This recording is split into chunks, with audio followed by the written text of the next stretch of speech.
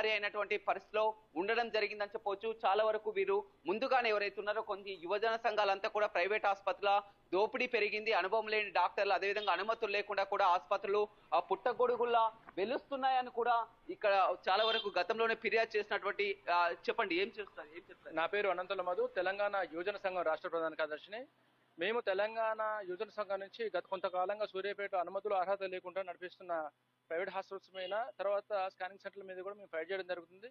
గత నెల 24వ తారీఖున తెలంగాణ మెడికల్ కౌన్సిల్ వాళ్ళు ఆకస్మికంగా సూర్యాపేట తనిఖీ చేసేసి సూర్యాపేట జిల్లా కేంద్రంలో సూర్యాపేట జిల్లాలో పలు హాస్పిటల్ అర్హతలు అనుమతులు లేకుండా నడిపిస్తున్నారని వాళ్ళు ధృవీకరించడం జరిగింది. అయినప్పటికీ కూడా డిఎంహెచ్ఓ గారు ఎటువంటి చర్యలు తీసుకోవడంతో తెలంగాణ యువజన సంఘం ఆధ్వర్యంలో మే 2వ తారీఖున మేము కలెక్టర్ గారికి ఫిర్యాదు చేయడం జరిగింది. 3వ తారీఖు అన్ని పత్రికల్లో ప్రధానంగా రావడంతో తప్పని పరిస్థితుల్లో డిఎంహెచ్ఓ గారు ఒక పత్రిక ప్రకటన విడుదల చేసి వారం రోజులలో అన్నిటికీ షోకాజ్ నోటీసులు ఇచ్చేస్తాం, ఆ నోటీసులకు స్పందించకపోతే సీజ్ చేస్తామన్నారు.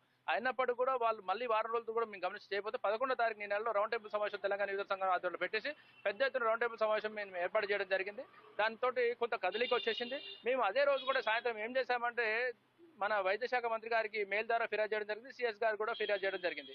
ఇక్కడ సూర్యాపేట జిల్లా డిఎంహెచ్ఓ గారిపై సమగ్ర విచారణ ఏం జరుగుతుంది, ఎందుకు ఇందులో డిఎంహెచ్ఓ తప్పిదం ఉందా, ఎందుకు ఇట్లా మొత్తం కూడా వరుస ఘటనలు? స్పష్టంగా డిఎంహెచ్ఓ గారి కనుసన్నలోనే సూర్యాపేటలో వైద్య మాఫియా నడుస్తుందని మేము మొదటి నుంచి గారు ఆరోపిస్తున్నాం. ఎందుకంటే ఇక్కడ హాస్పిటల్ పైన మేము ప్రధానంగా ఏదైతే ఆధారాలతో మేము చెప్పినామో తెలంగాణ మెడికల్ కౌన్సిల్ చెప్పిందో సూర్యాపేట జిల్లా కేంద్రంలో ఉంది, కలెక్టరేట్ కూతవేట దూరంలో ఈ హాస్పిటల్స్ అన్ని ఉంటాయి. డిఎంహెచ్ఓ గారు రెగ్యులర్ తనిఖీల్లో భాగంగానే ఉంటాయి. ఎందుకంటున్నామంటే PCPND యాక్ట్ 2022 ప్రకారం కూడా ఇది మన చాలా హాస్పిటల్కు ఇదే డిఎంహెచ్ఓ గారు రెన్యువల్ చేయడం జరిగింది, పర్మిషన్ ఇవ్వడం జరిగింది. మీరు ఆ రోజు తెలంగాణ మెడికల్ కౌన్సిల్లో కనీసం నామ్స్ ప్రకారం అర్హత లేకుండా వైద్యులు రిజిస్టర్ చేయకుండా ఉన్నప్పుడు మీరు ఎట్లా వాళ్ళకు ఇస్తారు, పర్మిషన్లు ఎట్లా ఇస్తారంటే మీరు?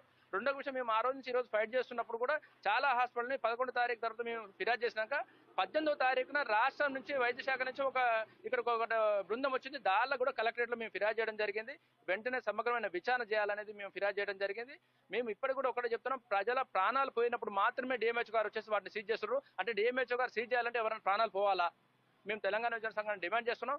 మొట్టమొదటిగా డిఎంహెచ్ఓ గారి పైన సమగ్రమైన విచారణ జరగాలి, శాఖపరమైన చర్యలు జరగాలి. ఎందుకంటే మీరు ఈ రోజు అయితే హాస్పిటల్ దగ్గర ఉన్నామో PCPND యాక్ట్ను ఉల్లంఘించారు. వీళ్ళు ఎస్పెషల్లీగా డిఎంహెచ్ఓ గారు కూడా వీళ్ళని ఉల్లంఘిస్తున్న వీళ్ళకి ఎట్లయితే అర్హతలు ఇచ్చిండో, అనుమతులు ఇచ్చిండో. రెండో విషయం ఏమంటుందంటే చూడొచ్చు, పలు విమర్శలు అయితే డిఎంహెచ్ఓ పై వస్తున్నాయి. ఎందుకంటే గతంలో కూడా ఎప్పుడైతే ఈ ఘటన జరగక ముందే ఈ విధంగా అనుమతులు లేకుండా ఆసుపత్రులు నిర్వహిస్తున్నారు, అనుభవం లేని డాక్టర్లతో మొత్తం ప్రైవేట్ ఆసుపత్రులు అంతా కూడా పుట్టగొడుగులా సూర్యాపేటలో దాదాపు 60-70 ఆసుపత్రుల వరకు కూడా ఉన్నాయి. వీటన్నింటిని కూడా చర్యలు తీసుకోవాలి, యాక్షన్ తీసుకోవాలని గతంలో కూడా ఫిర్యాదు చేసినా కానీ పట్టించుకోలేదు. ఇవాళ 2 ప్రాణాలు పోయిన తర్వాత కూడా మొత్తం వార్తల్లో కథనాలు వచ్చిన తర్వాత 2 ప్రాణాలు బలికొన్న తర్వాత ఇప్పుడు చర్యలు తీసుకోవడం, ఆసుపత్రి సీజ్ చేస్తామని చెప్పడం కరెక్ట్ కాదని చెప్తున్నారు. ఏదేమైనప్పటికీ కూడా మొన్న సాయి కృష్ణ ఆసుపత్రి కానీ ఇవాళ పేరు లేని ఈ ఆసుపత్రి కానీ వరుసగా ఆసుపత్రిలో రోగుల ప్రాణాలతో చెలగాట మారటం వల్ల కూడా ఈ విధంగా మహిళలు మృతి చెందినటువంటి ఘటన సూర్యాపేటలో చోటు చేసుకుందని చెప్పవచ్చు.